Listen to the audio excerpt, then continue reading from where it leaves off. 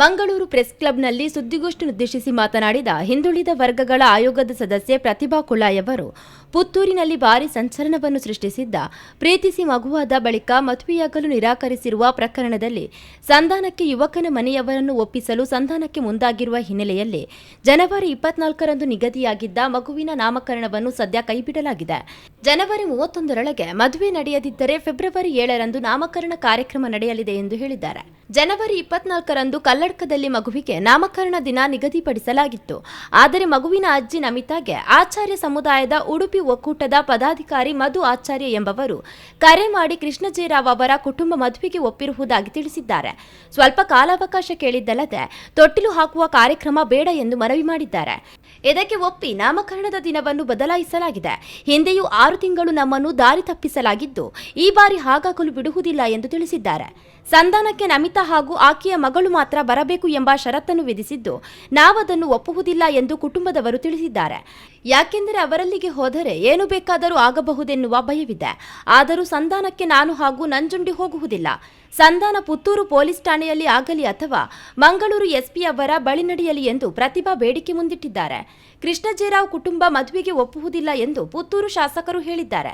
ಈಗಾಗಲೇ ಈ ಪ್ರಕರಣ ನ್ಯಾಯಾಲಯದಲ್ಲಿದ್ದು ಕೇಸಿನಿಂದ ಹೊರಬರಲು ನಾಟಕ ನಡೆಯುತ್ತಿರುವ ಶಂಕೆ ಇದೆ. ಹಿಂದೆಯೂ ಮಗುವನ್ನು ಆಶ್ರಮಕ್ಕೆ ನೀಡಬೇಕು, ಕೇಸ್ ಹಿಂದಕ್ಕೆ ಪಡೆಯಬೇಕು ಮತ್ತು ಮದುವೆಯ ನಂತರ ವಿಚ್ಛೇದನೆ ಪಡೆಯುವಂತೆ ಬೇಡಿಕೆ ಇಟ್ಟಿದ್ದರು ಎಂದು ಪ್ರತಿಭಾ ಕುಳಾಯ್ ಅವರು ಆರೋಪಿಸಿದರು. ಮದುವೆ ಕಾನೂನುಬದ್ಧವಾಗಿ ಆನ್ಲೈನ್ ಅಥವಾ ಯಾವುದೇ ರೀತಿಯಲ್ಲಾದರೂ ಆಗಲಿ, ಯಾವುದೇ ರೀತಿಯಲ್ಲಾದರೂ ಈ ಪ್ರಕರಣ ಅಂತ್ಯವಾಗಬೇಕು. ಇಬ್ಬರ ತಪ್ಪಿಗೂ ಪ್ರಾಯಶ್ಚಿತ್ತವಾಗಬೇಕು. ಮದುವೆಯಾಗಿ ಒಂದಾಗದಿದ್ದರೆ ಕಾನೂನು ಪ್ರಕಾರ ವಿಚ್ಛೇದನೆ ಪಡೆಯಲಿ. ಯಾವುದೇ ಗೋಷ್ಠಿ ಅಥವಾ ಸಭೆಗಳಿಗೆ ಹೋಗಬಾರದೆಂದು ಷರತ್ತು ವಿಧಿಸಿದ್ದರಿಂದ ನಮಿತಾ ಭಾಗವಹಿಸಿಲ್ಲ. ಜನವರಿ 31ರೊಳಗೆ ಮದುವೆ ಆಗದಿದ್ದರೆ ಮುಂದಕ್ಕೆ ಸಂಧಾನವೇ ಇಲ್ಲ. ಫೆಬ್ರವರಿ 7ರಂದು ಅದ್ದೂರಿಯಾಗಿ ಮಗುವಿನ ನಾಮಕರಣ ನಡೆಯಲಿದೆ. ಜೊತೆಗೆ ಕಾನೂನಾತ್ಮಕ ಹೋರಾಟ ಮುಂದುವರಿಯಲಿದೆ ಎಂದು ಎಚ್ಚರಿಸಿದರು. ಈಗಾಗಲೇ ಅವರು ಹೇಳಿದ್ದಾರೆ, ಮಾತುಕತೆಗೆ ಬರುವಾಗ ನಾನಾಗ್ಲಿ ನಂಜುಂಡಿ ಆಗ್ಲಿ ಅಥವಾ ನಮಿತನ ಜೊತೆ ಬೇರೆ ಯಾರೂ ಬರಬಾರ್ದು, ನಮಿತಾ ಮತ್ತೆ ಅವರ ಮಗಳು ಮಾತ್ರ ಬರ್ಬೇಕು ಅಂತ ಹೇಳಿದ್ದಾರೆ. ಇದಕ್ಕೂ ಅವರು ಒಪ್ಪುದಿಲ್ಲ. ಯಾಕೆಂದ್ರೆ ಈಗಾಗಲೇ ಅಲ್ಲಿ ಹೋದ್ಮೇಲೆ ಏನಾಗ್ತದೆ ಅಂತ ಹೇಳಿಕ್ಕೆ ಸಾಧ್ಯ ಇಲ್ಲ. ಇದಕ್ಕಿಂತ ಮೊದಲು ಹೇಳಿದ್ದಾರೆ ಮಗುವನ್ನು ಆಶ್ರಮಕ್ಕೆ ಕೊಡಿ ಅಂತ ಹೇಳಿದ್ದಾರೆ. ಈಗಾಗಲೇ ನಂಜುಂಡಿ ಅವರ ಮನೆಗೆಲ್ಲ ಸಿಸಿ ಕ್ಯಾಮೆರಾಗಳನ್ನು ಹಾಕಿದ್ದಾರೆ. ಅವ್ರಿಗೆ ಜೀವ ಬೆದರಿಕೆಯೂ ಇತ್ತು. ಈ ನಿಟ್ಟಿನಲ್ಲಿ ಅವರು ಸಂಧಾನಕ್ಕೆ ಹೋಗುವಾಗ ಖಂಡಿತವಾಗಿ ನಾನಾಗ್ಲಿ ನಂಜುಂಡಿ ಸರ್ ಆಗ್ಲಿ ಹೋಗೋದಿಲ್ಲ. ಯಾಕಂದ್ರೆ ಒಂದು ಹುಡುಗಿಯ ಬಾಳ್ವೆ ಸರಿ ಆಗ್ತದಂತಾದ್ರೆ ನಾವು ಹೋದ್ರೆ ಹಾಳಾಗ್ತದಂತಾದ್ರೆ ನಾವು ಹೋಗ್ಲಿಕ್ಕೆ ರೆಡಿ ಇಲ್ಲ, ನಾವು ಹೋಗೋದು ಇಲ್ಲ. ಅವ್ರು ಒಳ್ಳೆದ್ರಲ್ಲಿ ಇರ್ಬೇಕು. ಪೊಲೀಸ್ ಸ್ಟೇಷನ್ ಇದೆ, ಪುತ್ತೂರು ಪೊಲೀಸ್ ಸ್ಟೇಷನ್ ಅಲ್ಲಿ ಆಲ್ರೆಡಿ ಪ್ರಕರಣ ದಾಖಲಾಗಿದೆ.